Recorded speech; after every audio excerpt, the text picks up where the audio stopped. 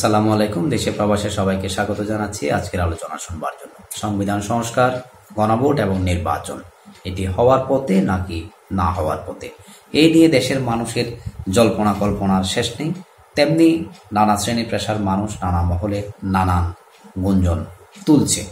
আসলে কি এটি হচ্ছে কিনা, এই ব্যাপারগুলো আমরা দেখার আগে কিছু বিষয় এখানে আপনাদের অ্যাড করতে চাই। সেটা হচ্ছে কোন কোন দল আসলে এই বিষয়গুলোর সাথে একমত এবং কোন কোন দল এই বিষয়গুলোর সাথে একমত নয়।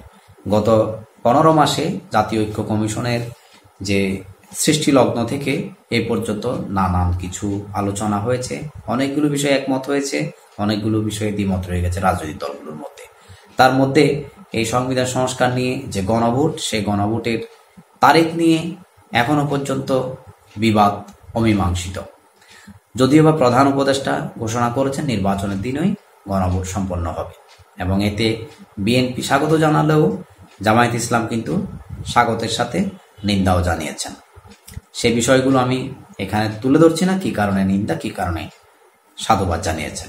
বাট আলটিমেটলি তারা যে বিষয়টা জানিয়েছেন সেটা হচ্ছে আগামী যে গণভোট, সেই গণভোটটা যেন সরকার যে ঘোষণা করেছে সেখান থেকে উইথড্র করে নতুন একটা তারিখ ঘোষণা দেন। সেই বিষয়টা তাদের জায়গায় দাবি তারা এখনো বহাল রেখেছেন জামায়াত ইসলাম।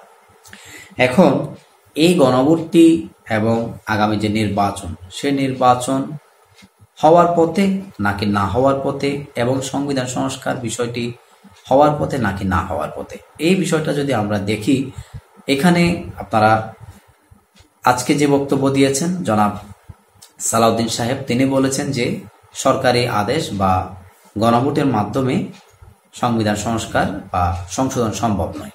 এটি করতে গেলে নির্বাচিত সংসদ প্রতিনিধি করতে পারবে এবং এখানে আইনের কিছু ব্যাপার স্যাপার রয়েছে এবং সংবিধানে যে ব্যাপারগুলোর বিষয়ে তারা এখানে জানান দিতে চায়, তারা স্পর্শকাতর বিষয়গুলোতে তাদের হস্তক্ষেপ, এই বিষয়টা তারা এড়িয়ে যেতে চায়।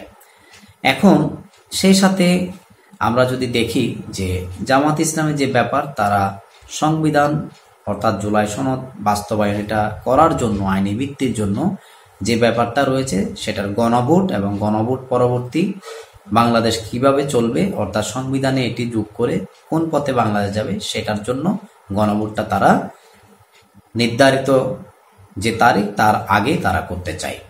তারা মনে করেন এটি যদি একসাথে করা হয় এটার তেমন একটা আর গুরুত্ব বহন করবে না এবং যে রায়ের ব্যাপারটা এটা তাদের প্রত্যাশিত নাও হতে পারে।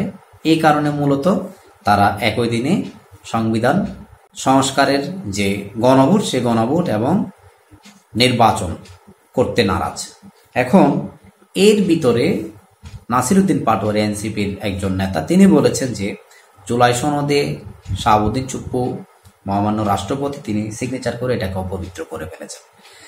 দেখেন, একটার সাথে একটা যদি অ্যালাইনমেন্ট যদি আপনি করতে যান, তাহলে প্রত্যেকটা বিষয় একটার সাথে একটা বিপরীতমুখী এবং সে সাথে আওয়ামী লীগের 13 তারিখ লকডাউনের মধ্য দিয়ে তারা ইউটার্ন করার চেষ্টা করছে এবং অলমোস্ট তারা 14 থেকে 17 তারিখ পর্যন্ত আবার কর্মসূচি দিয়েছে। দ্যাট মিনস তারা ইউটার্নের মধ্যে একটা আছে।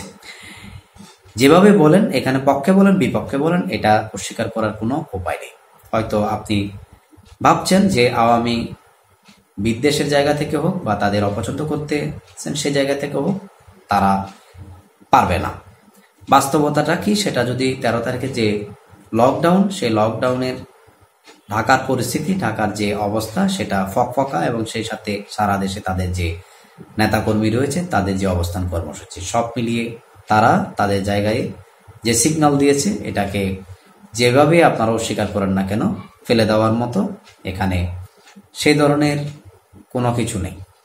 যাই হোক, আমি সেই বিষয়ে যাচ্ছি না, সে তরকারে যে জায়গায় ছিলাম এটা অ্যাড করেছি এই জন্য যে তাদের ইউটার্নের যে ব্যাপারটা, সেই বিষয়টা এখানে ইনক্লুড করেছি। অর্থাৎ এখানে যে ব্যাপারগুলো একটা একটার সাথে কানেক্টেড, আগামী যে নির্বাচন এবং নির্বাচনের আগে গণভোট, গণভোটের কারণে যে বিষয়গুলো সংবিধান সংস্কারের উত্থাপন হয়েছে, সেখানে এই জায়গাগুলো একটার সাথে একটা কানেক্টেড। এবং 8 দলের মুখপাত্র হিসাবে ডক্টর তায়ের সাহেব যেটা আজকে বলেছেন যে তারা এই গণভোটের যে তারিখ সেটা যেন সরকার পরিবর্তন করে আর একটা তারিখ দেন সেটাই তারা প্রত্যাশা করছেন। তার মানে একদিকে যেমন সংস্কারের যে ব্যাপারটা সালাউদ্দিন সাহেবের বক্তব্যে, এটা যদি আপনারা ডিপলি চিন্তা করেন তাহলে সংস্কার গণভোট দিয়ে হয় না, এটা যেমন প্রথমত একটা ঝুঁকির মধ্যে রয়েছে, তেমনি গণভোটের যে ব্যাপারটা আয়োজন সেটা জামায়াত যেমন মানছে না, তেমনি আবার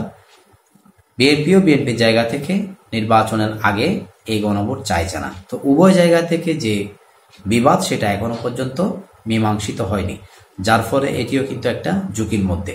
এখন জামায়াত আবার বলছে যে গণভোট না হলে নির্বাচনও হতে পারবে না, অর্থাৎ যতক্ষণ না পর্যন্ত গণভোট না হয় ততক্ষণ পর্যন্ত নির্বাচন তারা কামনা করছেন না, তাহলে নির্বাচনও সে জায়গায় ঝুঁকির মধ্যে। অন্যদিকে নির্বাচনে অংশগ্রহণ করার জন্য আওয়ামী লীগ তাদের যে বক্তব্য শেখ হাসিনা বিভিন্ন গণমাধ্যমকে দিয়েছেন, আন্তর্জাতিক গণমাধ্যম, সেখানে তার যে বক্তব্য নির্বাচনকে ঘিরে সেটা আপনারা শুনেছেন এবং তাদের বর্তমান কর্মসূচি আপনারা লক্ষ্য করছেন।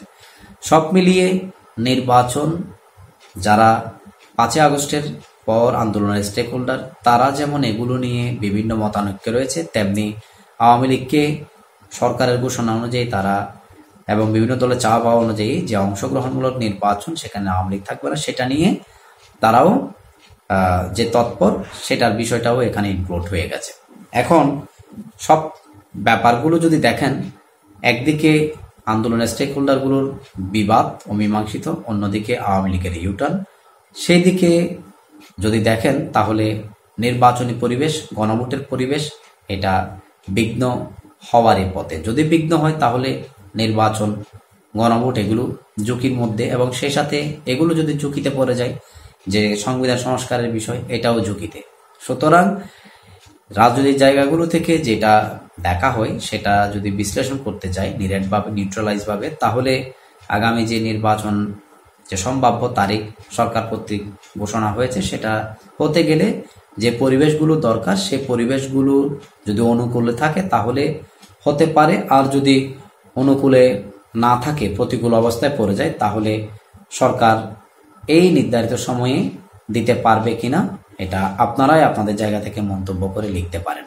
এখন যদি নির্ধারিত সময়ে নির্বাচন না হয় তাহলে কি হবে? নির্ধারিত সময়ের মধ্যে নির্বাচন না হলে বর্তমান যিনি অন্তর্বর্তী সরকারের প্রধান আছেন তিনি আরো কিছুদিন ক্ষমতায় থাকতে পারেন, অথবা এখানে 1-11 মতো একটা পরিস্থিতিও হতে পারে বা দেখতে পারেন। আপনারা যারা এই আলোচনার সাথে একমত বা দ্বিমত, প্রত্যেকে আপনাদের মতামতগুলো কমেন্ট সেকশনে তুলে ধরতে পারেন। সবার জন্য অনেক ভালোবাসা, ভালো থাকবেন, সুস্থ থাকবেন। আসসালামু আলাইকুম।